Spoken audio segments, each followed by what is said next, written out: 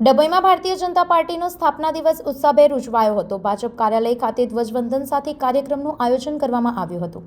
આ પ્રસંગે જિલ્લા પ્રમુખ બીજે બ્રહ્મભટ્ટ, ઉપપ્રમુખ મહેશભાઈ પટેલ, શહેર પ્રમુખ દીક્ષિતભાઈ દવે સહિત આગેવાનો ઉપસ્થિત રહ્યા હતા। યુવા મોરચાના કાર્યકર્તાઓ દ્વારા કાર્યાલય ખાતે તેમજ જિલ્લા પ્રમુખના નિવાસસ્થાને ભાજપનો ઝંડો ફરકાવી ઉજવણી કરવામાં આવી હતી। કાર્યકર્તાઓમાં ખાસ ઉત્સાહ જોવા મળ્યો હતો અને પાર્ટીના વિકાસ કાર્યોને આગળ વધારવાની પ્રતિબદ્ધતા વ્યક્ત કરવામાં આવી હતી। ડભોઈથી નિરંજન ચૌહાણ, B1 ન્યૂઝ, વડોદરા। સમગ્ર દેશમાં ભારતીય જનતા પાર્ટીના કાર્યકર્તાઓ ભારતીય જનતા પાર્ટીના સ્થાપના દિવસની ઉજવણી કરી રહ્યા છે। 6 એપ્રિલ 1980ના દિવસે આ પાર્ટીની સ્થાપના થયેલી। એ વખતે અટલ બિહારી વાજપેયીના અધ્યક્ષસ્થાને થયેલી। ત્યાં અગાઉ પણ આ પાર્ટી ભારતીય જનસંઘ તરીકે કાર્યરત હતી।